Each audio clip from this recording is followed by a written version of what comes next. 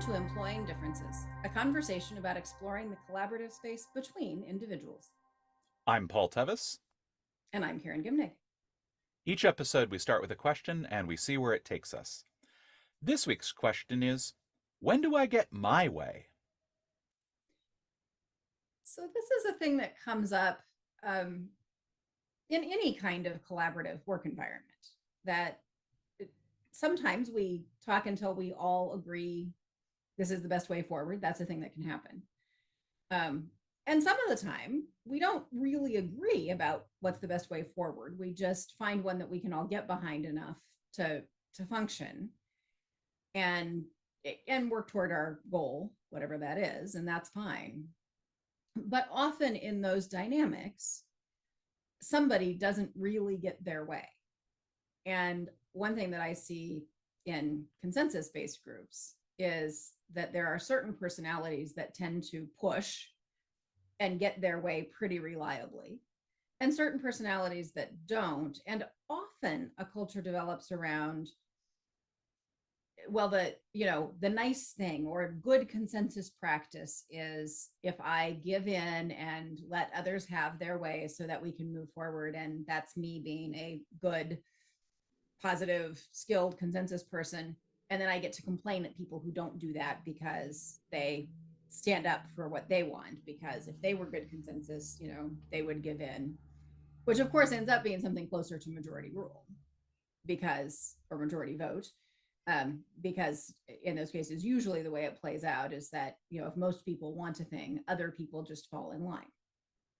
And what I wanted to explore here today is, when is it appropriate to actually hold your ground? And the hint is, it's not about whether you happen to be a strong-willed person or not. There are other criteria that are better to use for when do I persist in saying I really think we should do it this way.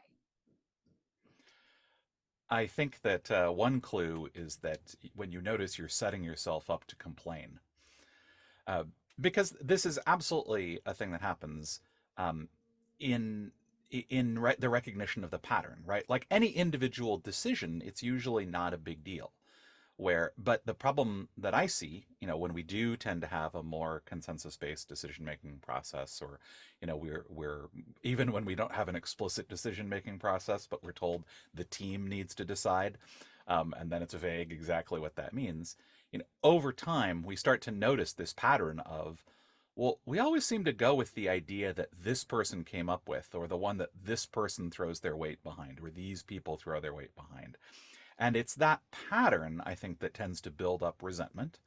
And because it sort of points to the fact that we're not actually making decisions the way that we say that we are. And so we might think going into those spaces that this idea that everybody's voice gets heard, right? That all voices are heard, that everyone's needs are respected and taken into account, is at odds with our experience of what's actually happening. And I think that feeling of resentment, or that feeling of, I'm going to say yes to this and then I'm going to go complain, is a sign that we shouldn't just say yes. Mm-hmm. I think that's an excellent sort of, yeah, what are the cues that maybe this is not going the way it ought to? And I think another one is the one I alluded to, which is the only reason I'm saying yes because I'm outvoted? Mm-hmm. Is that my primary decision making point? Because one of the really important reasons to adopt a consensus process is because we believe that the minority opinion sometimes is the thing that would be best for the group. If we don't Mm-hmm. believe that, if we think that if most people want it, that must be the best thing for the group, then we shouldn't put ourselves through the pain of trying to make consensus decisions. We should just have a voting process. Um, I actually do believe that very often a minority view needs to be considered, and maybe it's not by itself the right thing, but that if we have disagreement in the room, odds are there is a better path yet to be found that we would miss if we just took a vote, and that's why we do it. But I do think there's a thing to really think about, and it's a discipline to learn about when is it useful to the group for me to hold my own here?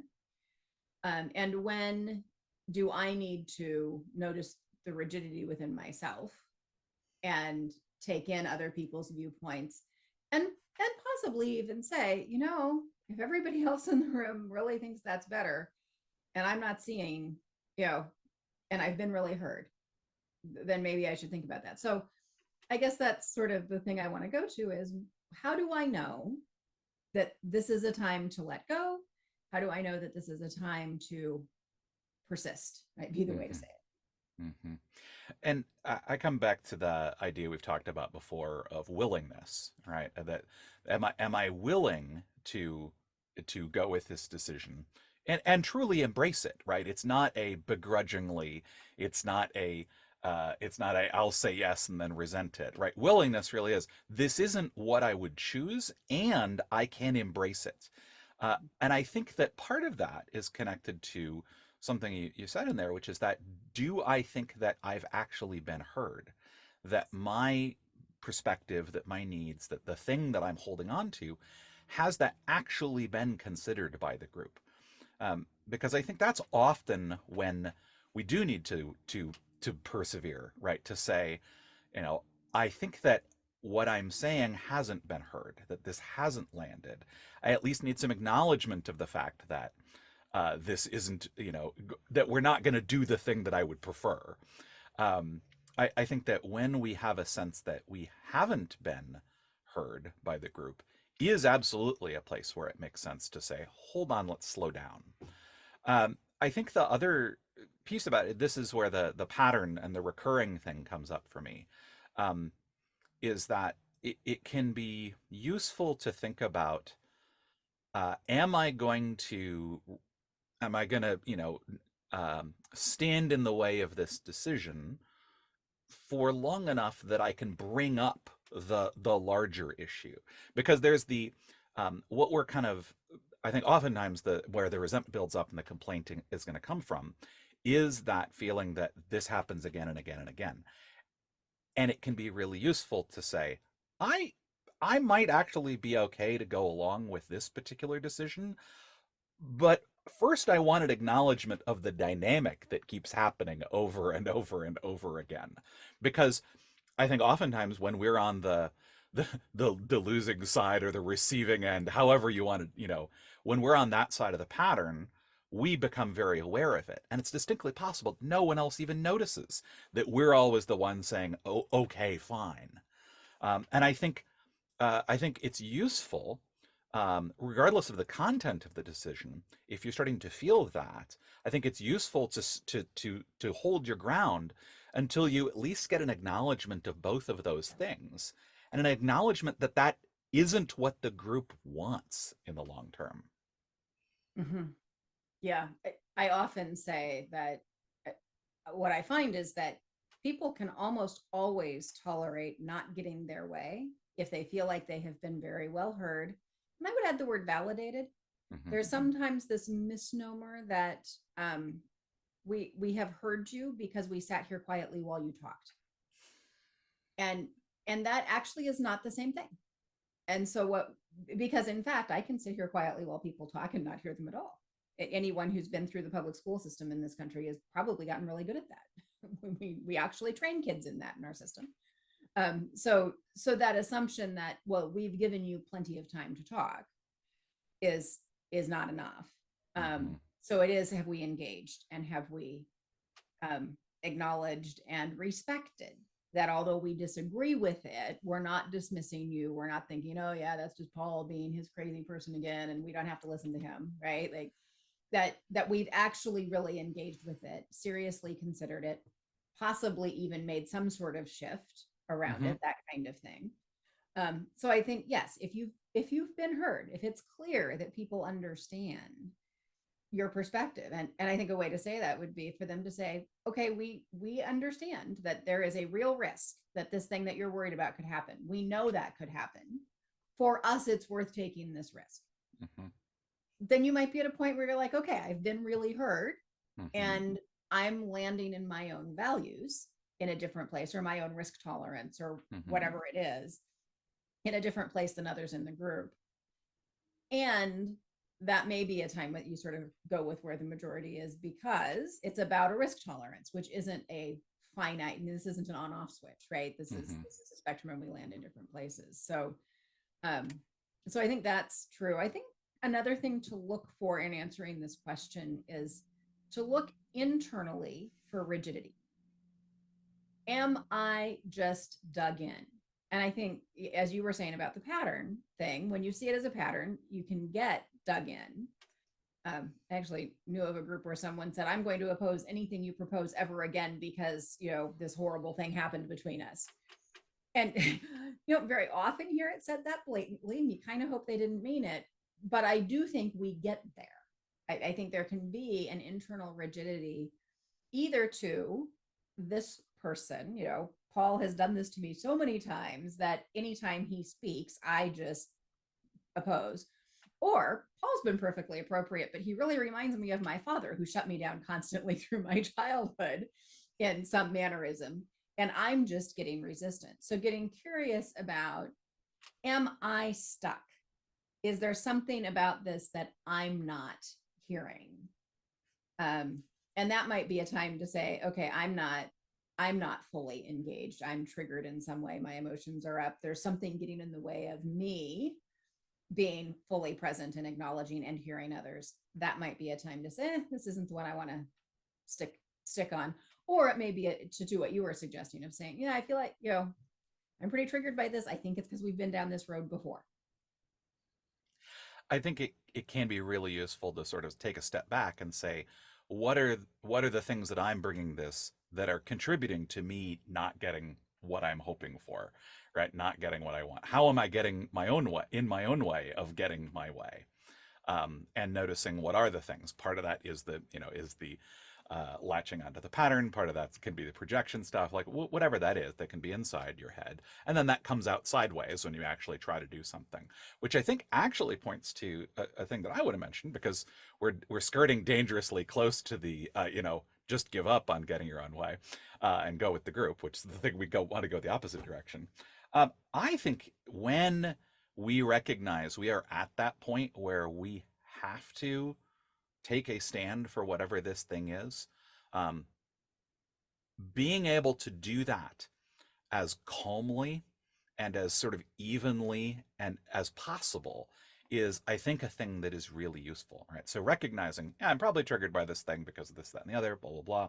But the content of this decision really matters to me. I seriously believe that this is a mistake. That because it can be that I am the one person in the group who notices this thing. That's the thing, is that, like, when we're in groups and we've got the one person who won't let the thing go, we have to admit that sometimes they may be right. And if you are feeling like you're in that place, being able to calm yourself and come to that in as grounded a way as you can be really useful. Um, Becoming the immovable object in a way that other people can still engage with it is really useful. Not in this sort of frantic, angry, resentful, complainy way of, you never listen to me, right? But being able to stand firmly in that place of, these are the things that I've seen. This is what I know. Here is why I am not comfortable with this, and I have to veto this decision at this point. I'm willing to talk about these things, and here I stand. Being able to do it in that way, I think, is one of the most valuable things that we can do to help ourselves, in terms of helping us not be so separate from the group. Because often it's that emotional agitation that is the thing that's the barrier to collaboration. I think that's true. And I'll add another nuance to what you're saying, which is, I'm going to put in the word mission here, and you can interpret that as goals, objectives, profitability, whatever's the word that makes sense. But one of the things to think about is the mission of the group, or even the contract of the group. Like, what have we said is the reason that we come together and exist? What is the thing we're trying to accomplish? And do my objections relate to that? Mm-hmm. As opposed to, I may have an objection that's a completely legitimate, like this is going to have a bad impact on me, and I don't want it to have a bad impact on me because I'm me, right?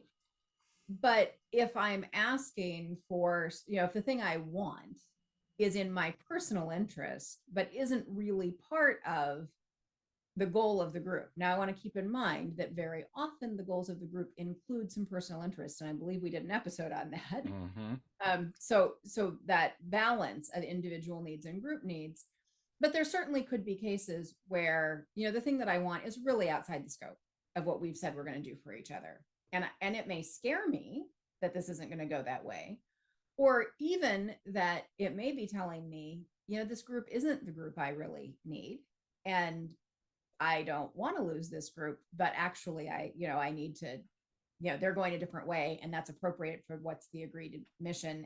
And I'm finding it doesn't work for me. Like all of that can be in the mix.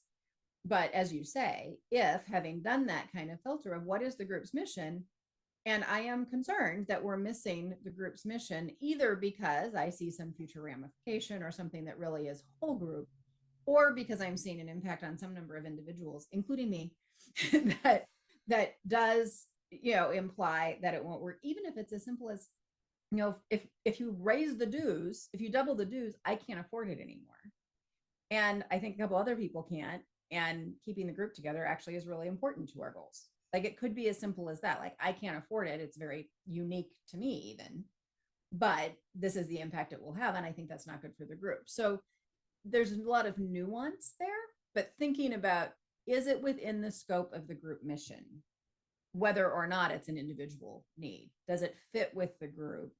And getting honest about that. And then to your point about if we're trying to be less emotional, a place to go is to connect with the group's vision, the group's intentions, the group mission, so that we're not caught in the winner loser kind of dynamic that we sometimes get to. But in the I'm really not comfortable that the group is going to do well with this, and hold my ground.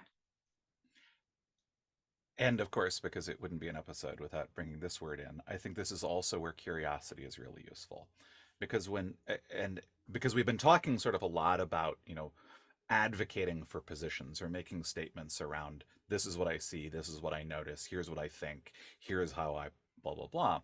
Um, I think that that's also a spot from which it can be very useful to inquire about what are other people's senses of this. Going back to your example of dues, like, hey, if we raise the dues, I know that that's going to have a financial impact on me. I'm curious, does would that have a financial impact? Am I the only one that would be impacted by this? Or do people have ideas how we might offset that impact? Or does this impact not matter to people? Like, uh, when you bring a thing to the group that is, when you're asking for your way, I think it is very useful to ask, how does that land with other people? What's their understanding of it? And that's also going back to something we talked about before. That's a way you can know that they hear you, right? Actually asking about, what's your sense of this thing that I've brought? And how to, what are you noticing that I'm noticing? Because it's about accepting that our view is necessarily limited and partial, right? We don't see everything, but we may be noticing things that other people have never noticed before, and by bringing that to the group, we get the more combined vision of everybody being able to look at things we didn't notice before and make better decisions. And so I think if we have not yet done that, if we have not yet brought that perspective to the group that we notice it's missing, that's another time when it's really, really useful to sort of hold on until we know that that's really been processed and understood. Mm-hmm. Yeah, I think that's super important, and I feel like it's easy for us to talk about kind of, well, when you should go with the group and when you shouldn't. And one of the things I want to make sure we name is, it is hard it is hard for some people to let go of their rigidity and go along with what actually is best for the group mission, even though it's not best for me. That's hard for some people. For other people, it's really hard to stand up for themselves and say, Mm-hmm. I don't think you're hearing this yet. I am not comfortable with this decision. I don't think it's good for the group. And to speak that clearly. And so I want to just point to the importance of getting outside of comfort on this one. Hmm. and probably everything we talk about that probably every episode, but that the things that are miscues. Am I in a minority? That doesn't tell you whether to stand up for your way on this one. Am I comfortable? Doesn't tell you whether you're in a good place. Would I be comfortable standing up or comfortable stepping aside? That's not going to be a good cue. Um, but things that are, and I think I'm moving into summary here, but I think that things that are really good cues um, are we on mission? Where are we relative to the mission of the group? what um what might be going on in me that is resistance, um and has everybody been heard, and in particular have I been heard and really understood? And so there is a point at which to say, okay, I've been really heard. I think it would be worse for the group to do this than if they didn't do it, but it's not going to be a disaster. We're not going to make everything go bankrupt. It may be a time that this is the time to let go. Well, I think that's going to do it for us today. Until next time, I'm Paul Tevis. And I'm Karen Gimnig, and this has been Employing Differences.